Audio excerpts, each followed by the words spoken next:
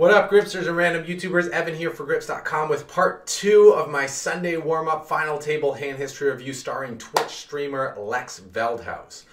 In part 1, we saw Proud Flop really stole the show, building up a big stack of his own. So coming into part 2, we're going to have 2 big stacks who are running this table. And if you missed part 1, I've put a link in the video description so that you can check it out and get caught up in the series and see how we got to this stage of the game. There's a lot of money up for grabs and a lot of interesting hands on the way. So with all that being said, let's get into the action and let's get stacking. Proud Flop, taking it to the house. King, don't even need another card.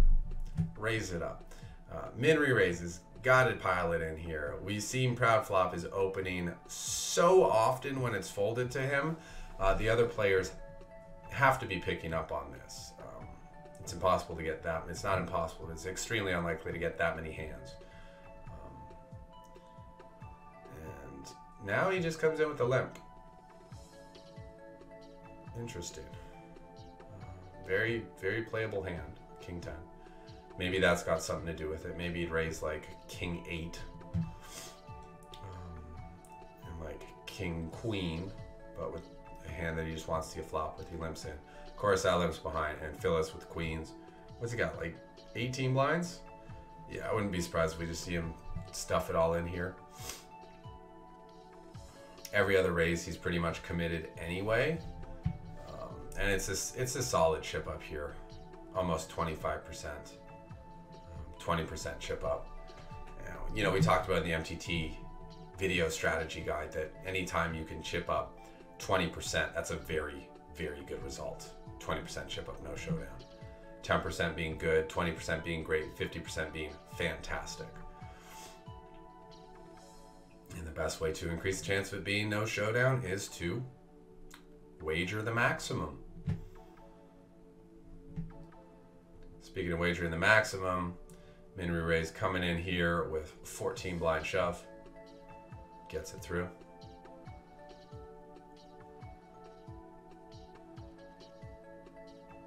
Looks like it will be Dwight Ninja's turn here. He's got 13.5 blinds. Not really a ton of room to do much else. I guess he could like limp. He's folding. That just seems way too tight. But we've seen some earlier spots. He's erring on the tight side. I guess he wants to move up, but I don't know what he's waiting for. He's in last place. He's the short stack. He got dealt a very strong hand, very above average hand on the cutoff. Like that's just gotta be a shove. If you're not taking that spot, you're like, what spot are you taking? You wait for aces, guy?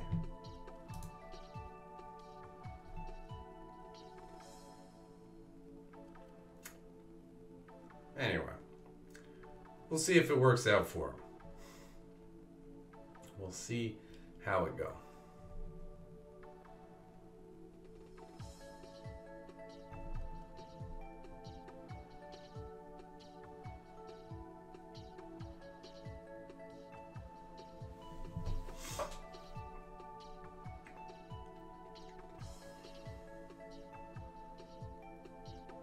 There it is. Pocket jacks. That's what he's been waiting for.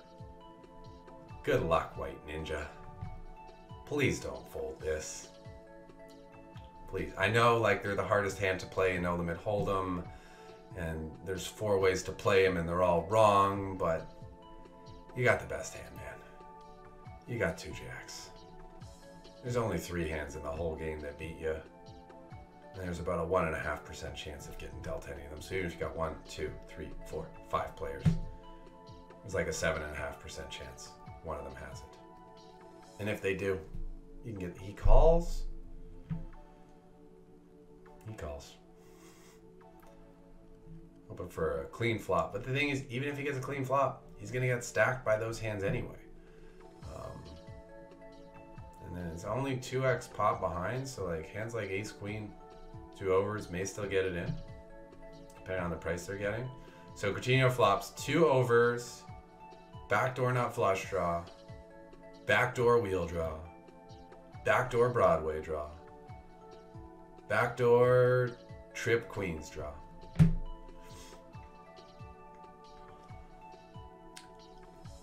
not connect with a solid piece. And he bets Timbies. 2.5 big blinds, 75K. Fifth of the pot. White Ninja gonna jam now? Please jam now, man.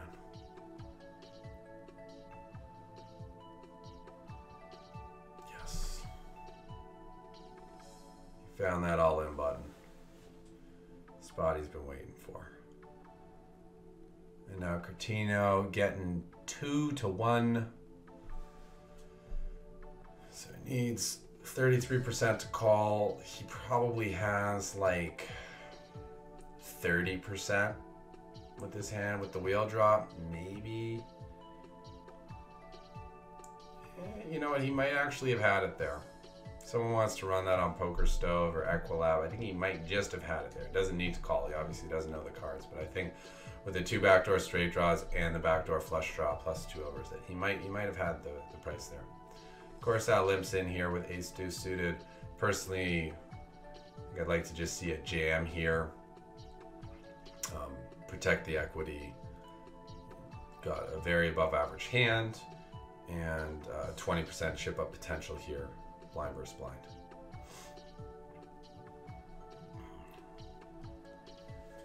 Flops. Quite solid here. He's just gone into bluff catch mode, hoping that his opponent min re-raise will take a stab at it at some point, which he does. Corazao, extracting los value.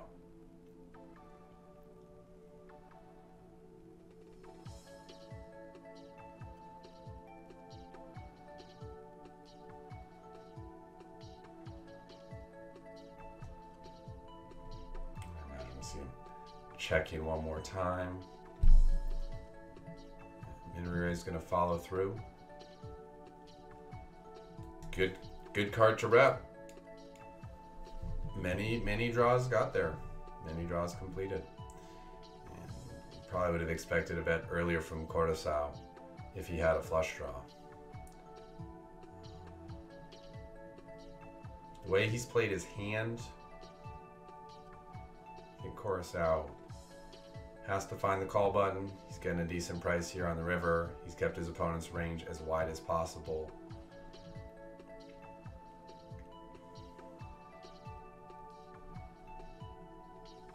Nice call. Nice extraction of value there. And he wins. He won the maximum on that hand by playing it the way he did. Well played, sir. And blind's going up again. 30-60, but very slight increases here. Lex coming with the ace-5 suited, proud flop. Could go either way, given the chip stacks. Wouldn't be surprised to see him just call here, play his positional advantage, and keep the pot a reasonable size against the chip leader. Gut shot, backdoor flush draw. I imagine he's going to call flex bets, but I don't know if Lex will bet on this board because it's a board that's going to connect with that in position flatting range a lot. Broadway's hit it, the medium pairs hit it. And Lex has like one of the worst hands in his range on this board. Ace high, no kicker, no backdoor, no need to put more chips in the pot. So he makes a disciplined check, fold, check, fold, check, check, check, fold, a check, auto fold. Good board texture awareness there. And he's in there with ace-4 offsuit, looking to get a little steal through. Raising into the 2-15 big blind stacks. And looks like it's probably going to get through. His perceived range, raising early position, is quite strong. Coutinho's not going to think about ace-4 suited. If he was raising from the button or something, Coutinho might play, but he has to respect the early position raise here. And so once again, Lex going for it, showing us that wider opening range. Coming in with king-9 offsuit. The only real hand here is ace-deuce suited, but you know, facing it under the gun raise. You really gonna play that? No. So Lex, a little back-to-back jacks. Builds up his chip lead a little bit more. And him and Proud Flop really running away with it everyone else really feeling the pinch of this higher blind level. We got 1, 2, 3, 4. Jesus, man. Did he just fold ace 10? I'm pretty sure he just folded ace 10. This guy is not here to win. He's definitely not here to lose. He's playing in a way that he is not here to lose, but he is also definitely not playing to win. Some of these folds are, to me, they're absurd. But again, I'm just the guy in the box on the side of the screen. I'm not the guy on the final table, so. All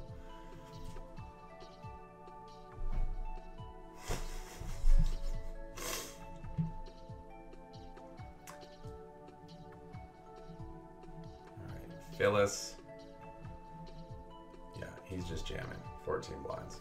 So you see, yeah, Minri Rays is on 7 blinds. Curtino, Coruscant, Phyllis all on 5, and Dwight Ninja all on 15 blinds. So they're really in kind of a shove or fold mode at this point.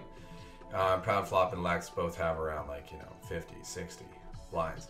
So because everyone else is in push fold mode and they really just have one move, like either all in or fold, Lex and Proud Flop can raise even wider. They don't have to worry about getting flat called very much by these players. It's pretty much when the other players wake up with a hand, they'll move all in, and when they don't wake up with a hand, they're just going to fold. So they're going to be getting their steals through very frequently because people more often don't have a hand than do have a hand. So we definitely see Proud Flop coming in here. Memory Rays has a strong enough hand to reshove, especially given how Proud Flop's been playing, but given how Minri Rays is playing, not surprised to see the flat call at all. And he's happy with the equity. He got flop and a flush draw, open jams, gets it through.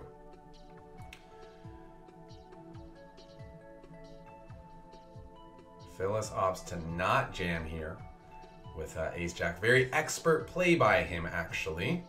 The reason being, if no one has a hand, the min raise is probably just going to get it through anyway. But if someone does have a hand, this way he can get away with just losing 2 big blinds instead of losing his entire stack. So very expert play, expert adjustment there by Phyllis. And I just mentioned, 15 blind shove or fold mode. Well, there is that little bit of room to finesse, especially in the earlier positions where you can go for a min raise. And that's where the, more advanced players are finding the spots to get a little more play, a little more life out of their short stack than, less experienced players who are just only pushing. That's also where, you can mix in limping. Really want to know what you're doing if you're doing that. And Curtino got that reshove stack size. Got that kind of reshove kind of hand, ace-6 suited, but not wanting to go up against the cutoff open.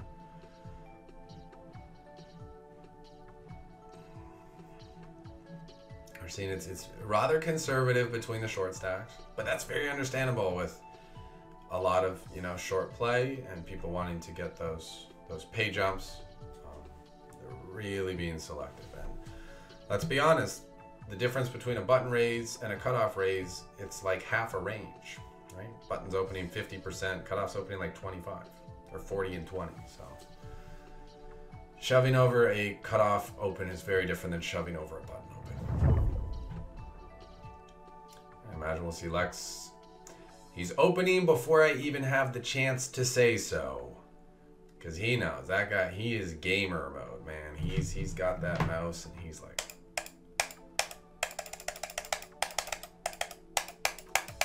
Click City, man.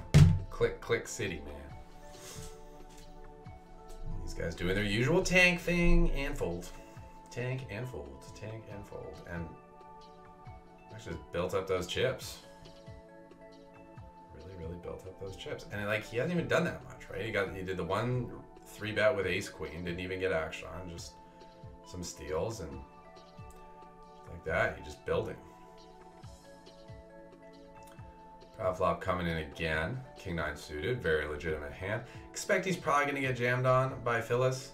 If he was a tighter player, maybe Phyllis would flat, but given how wide he's opening, Phyllis definitely just going to pile all in, and he's going to get it through. Proud Flop going to tank a little bit, little Hollywood Dave. Anyone remember Hollywood Dave from the fucking Ultimate Blackjack Tour? When Ultimate Bet used to have that blackjack tournament game on TV that actually looked pretty fun, and there was that Hollywood Dave guy. I remember. Someone out there watching this video remembers. Holler in the comments. For sure. For sure. Alright, man. Min re-raise. Feeling that pressure, dude. He's got 7 blinds. No fee. That's fold equity for anyone who's new at the channel. Fee is fold equity. Not Ryan fee. F-E. Fold equity. Got a limp in and a call. Lex not opening himself up to getting limp shoved on. Just taking the flop. Phyllis with the open ender. Lex with the 5 high. Bet fold. Shocker.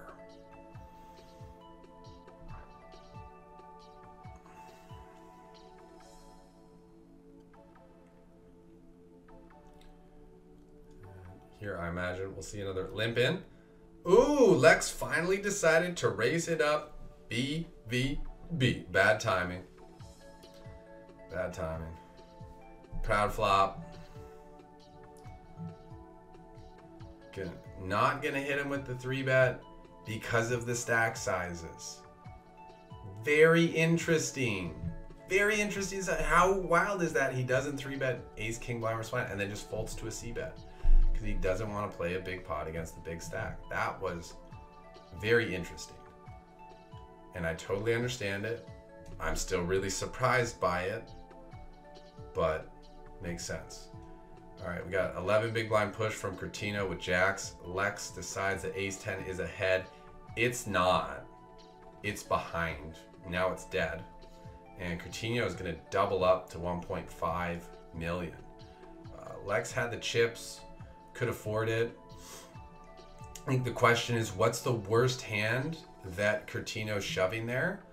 And how is ace 10 doing against that? Is he shoving ace 9? Is he shoving king 10? Is he shoving queen 10? These are the things that you want to ask yourself when deciding whether or not to call the all-in. If there are hands in your opponent's range that are worse than your hand, you're probably fine to call. If there are only equal hands or better hands, you probably don't want to call. I don't know what Curtino's shoving range is there, but he seems to have been playing reasonably snug so far on this final table. So it might have been a little loose, but it might have also been a spot where Lex is like, yo, if I win this, I got 5.5 million. No one else has anything close to that. I'm just going to run this table and just end game everybody. Right when I say he's been playing kind of snug, he's just like, yeah, I got just tri-suited. I'll C3. Pretty action flop. Looks more action than it is, because Curtino has like a gut shot and a flush draw, but it's the idiot end of the gut shot, so it's really just a flush draw. And then Coruscant has an open ender backdoor flush draw, ace high. No flop action. I guess Coruscant didn't want to potentially face a check raise and have to call off with ace high in a draw. He's got position. He's getting over 2.5 to 1 now. Still got ace high, still got the draw. Probably gonna call.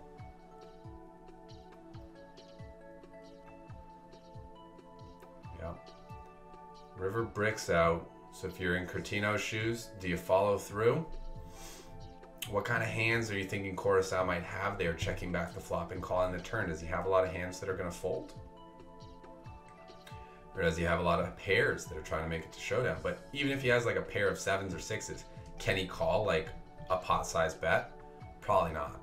And Curtino has literally the worst hand he could possibly have, 3 high. So it's a hand that would really benefit from bluffing. He checks. And now is Coruscant going to try to bluff his opponent off a 6 or a 4? Based on how he's played so far, I wouldn't expect it. But he does. He does. I love when I get surprised. Love when I get surprised. Bets, takes it down. And blinds are up again. Wow, Min re-raise is really feeling it.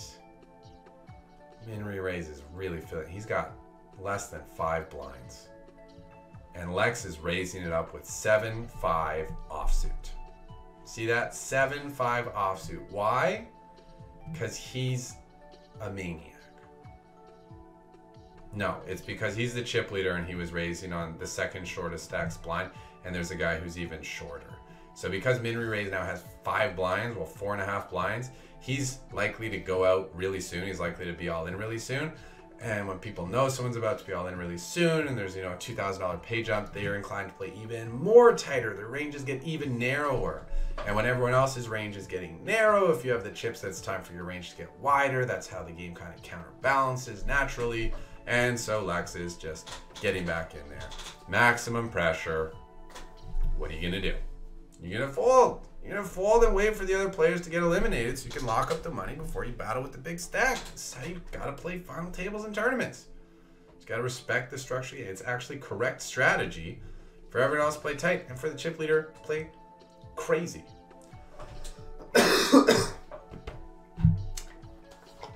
Stay hydrated.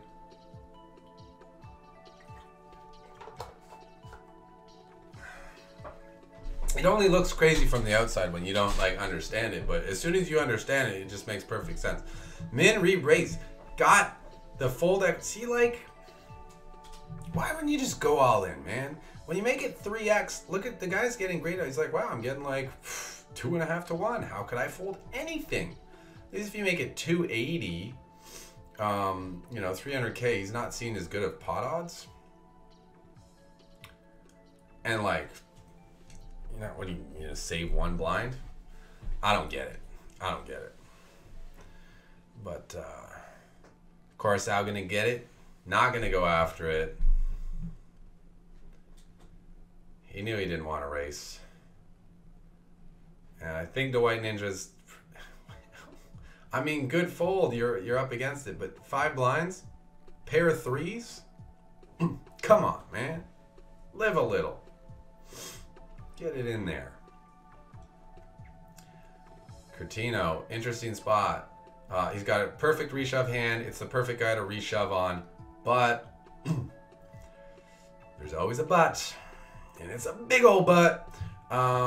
He's a middle stack and doesn't want to go out before the other short stack, so he just calls with 7s. I think this is one of those spots where you just have to acknowledge how wide the chip leader's opening and just, you know, put it in. But this is the final table of a Sunday Major. It's a big tournament. These jumps are very significant, especially like in terms of buy-ins, in terms of dollars, and some of these players may have satellited in, and therefore there's a big potential, a lot of room for play. And speaking of that, we got a couple hands that look like plays here. 10-10. Dime pieces, yeah. Big slick, suited. Yeah, we're gonna see a good old-fashioned coin flip here. Ace, king of diamonds against 10 of spades, 10 of clubs, black dime pieces, and the king on the turn is gonna give the double up to Phyllis, who now has 25 blinds. And Curtino has 1. But he's not going to take it with the Jack-9. He is, and this Lex is almost certainly going to apply pressure here because this guy has a blind, and this guy has 4 blinds, and this guy has 10 blinds. Phyllis cannot go out before these players go out. He's literally like guaranteed $2,000. So the existence of Curtino for the next 2 hands is going to lead to Lex being able to apply even more pressure. I'm just going to raise and get through, and I guess Curtino is probably just going to wait for his big blind and hope to double up there because he literally has no fold equity, so there's no point in going in with something marginal. He needs a premium hand, and 5-7 off, not going to be that premium hand. Lex probably open, yep, 6-4, good enough. No one wants to go out with Curtino having no chips. No one can play a hand. Lex is just ravaging. And this is going to be the hand. Lex run it against Curtino. Pretty good spot, 7-7 against King 7. Only got to fade 1 overcard. 2 overcards. That's one of the overcards. Not a huge deal though. Everyone's so short that he can keep going to it. This Min-Re is like, man, I really wanted that pay jump, dude. I get that pay jump. And Proud Flop's hip to what Lex is doing. So he's going to 3-bet with ace-9. And I guess Coruscant with ace-queen might want to find the muck here. You're facing a raise and a re-raise from 2 big stacks. And there are 2 micro stacks. Can't even play ace-queen there. Again, we're just really seeing the effect of stack sizes on final table strategies. Very intricate. So it can require some really nitty tight play, but it is correct, and it is what makes money in the long run, is you know, playing according to your stack size.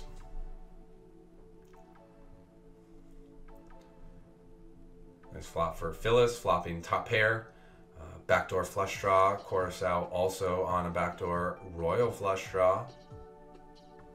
Backdoor regular flush draw starting to materialize. Wonder if we'll see a better check here. Could go either way. He's beaten all draws, and he's probably not folding out any pairs with the bet, so checking back's super reasonable. He also guarantees he doesn't get blown off his hand. Not that Phyllis is like super likely to be going for a double check raise or anything. On this river, it looks like he's going to get a little bit of value. Phyllis going for a nice size value bet here. 2/3 of the pot. And he just calls with ace high flush. Wow. That seems absurd. There are 2 players who only have 2 big blinds. So that's, you know, an extra $5,000 just from waiting them out. So I understand just calling instead of raising, but seems absurd. Maybe he thinks that also, you know, a pair of kings isn't going to call, so he's not going to get action from worse hands. But man, some of this final table stuff really seems absurd, right? Like, am I the only one who thinks that these plays are just like uber nitty? The guys have 2 big blinds. 2 big blinds, and Coutinho and Dwight Ninja are both just waiting each other out. So Phyllis knows that if he raises small, these guys can really put the pressure on him because he can't call with the stacks being short. So he's just like, I probably got the best hand. I'm going all in. I am not getting ICM screwed here by someone 3-bet jamming on my open and me being like, man, I don't want to take a 70-30 even if I'm the 70. So he just jams it with 9s, which is kind of what you have to do when there are super short stacks and you believe that you, with close to absolute certainty, have the best hand. You just gotta rock it in there. So Coutinho finds the pair, but it's a pair of 3s, and he knows he's getting called by everybody for 1 blind. So he makes the disciplined lay down and just says, "I'll take whatever it is in the big blind, and I hope to survive another round." And ace-5 suited, decent hand to try to do it with. Not so decent against 6s. He was able to connect with the 1 overcard before, so maybe he can connect with the 1 overcard again, and we can get another sigh from Min re-raise. That'd be very fitting.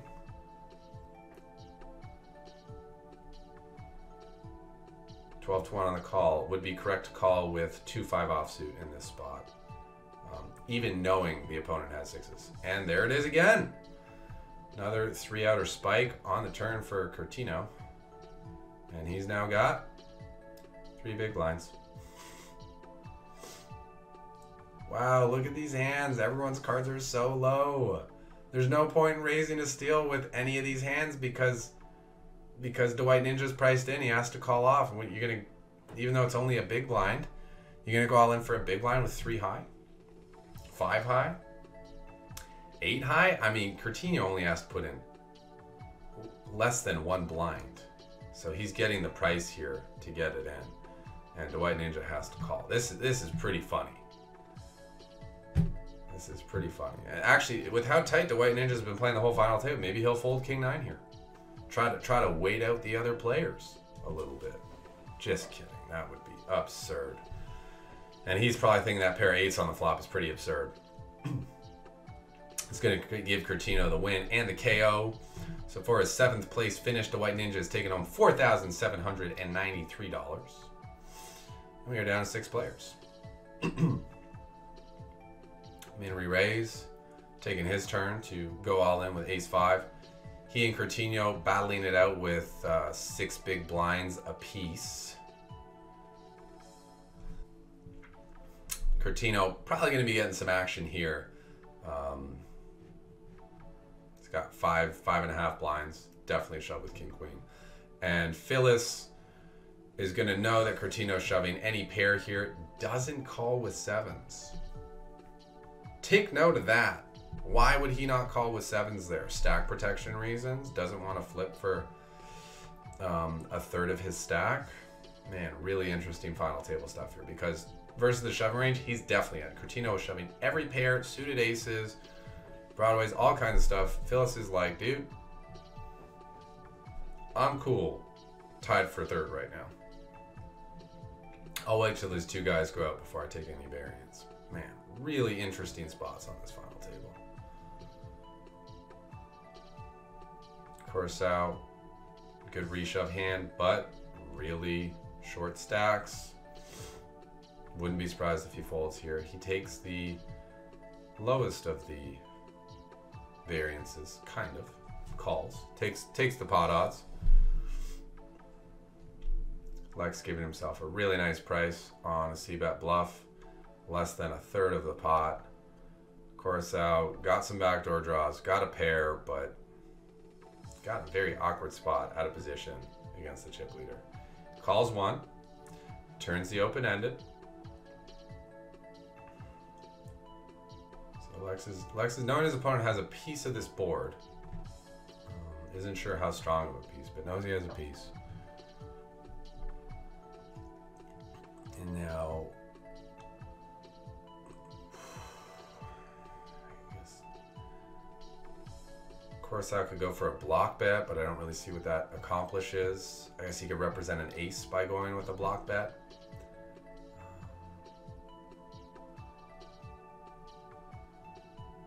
Lex opts to not bluff at that one. Reasonably so. You know, the blinds going up again. Min Rays has 5 blinds. Curtino has 6 blinds. Phyllis has 15 blinds. Curacao proud flop tied with about 20 blinds apiece. And Lex just chilling, just bossing it up on 60 bigs. And AA. He will play. He will play with AA. And he's getting action from Cutie. I don't know how I've never noticed that before. QT. Cutie. Cutie. Huh. How about that? You watch enough poker hands, you watch enough replays, you will find something to entertain yourself. Complete brick board for Curacao. Lex coming in with the c-bet, hoping his opponent has a king or a diamond draw, neither of which he has. Pretty hard for him to have it when Lex has the ace of diamonds, but c-bets takes it down. And just continuing to stack up the chips. Curacao, it's a very playable ace-3 suited, but not wanting to open on the chip leader's big blind. Lex gets a walk. Another benefit of being the big stack, playing your big stack aggressively. People will not want to fuck with you, and you're going to get a lot more walks when that's the case. This is also something you'll probably notice if you play a lot of live tournaments. If you ever got, you know, a good table image, good stack, good swag going on, people just walk it out for you, and those walks make a huge difference. So do those blind steals, getting it through with 5-4 off there, picking up another 168K. A lot of chips being acquired at this stage of the game for Lex. I think if Phyllis was suited here, we might see him shove with ace-5, but with him being offsuit, it's a snap fold for him, and Lex putting the pressure on, not giving his opponents room to re-jam, and gets it through. Curious if making it all in instead of min or instead of 2.5 is optimal. I would guess it is if Lex is doing it. He's a pretty fucking good player. But I'd be curious the risk reward and the benefit of going for that max risk. But even, yeah, with the short stack being so short, 2.5 blinds. And these guys both being tied for second, yeah, they have the highest risk premium on them. So they have the biggest penalty to calling off light. And speaking of calling off light, Minri Ray, sticking with his defending strategy, did not improve with 8-3 suited and is drawing pretty thin. Check it back, Proud Flop. You got it on lock, man. Let him bluff. Not that he's ever going to bluff there. All right, and that's going to wrap up part 2 of the Sunday warm-up final table review. Our man, Mr. Veldhuis, has built up a big stack very steadily without a lot of major showdowns. So that was some pretty interesting action to see how he did that. We also have some extreme short stacks, which has been pretty fun to watch. And so this is going to make for some really interesting spots next part because ICM pressure is at an absolute maximum with Lex being so far ahead, everyone else kind of being in the middle there, and then a couple of micro stacks really putting the pressure on those other guys to survive. If you're enjoying the series so far, please click that thumbs up button to let me know how I'm doing. And if you've got any key takeaways that you would like to share with the community, please leave them in the comment section. And don't forget to read the other comments that other people are leaving so that we can all help each other grow our game. Thanks so much for watching, and I'll see you on Sunday for the exciting conclusion of the Sunday warm-up final table review. Thank you so much for watching this video. I hope you found it educational and entertaining. If you want to join Team Grips, click on that subscribe button and tap that bell to be notified every time a new video goes live. For behind the scenes updates and motivational quotes from my poker journey, follow me on Instagram. And when you're ready to take one step closer to becoming poker's next champion, click on me in 3, 2, 1, and let's get stacking.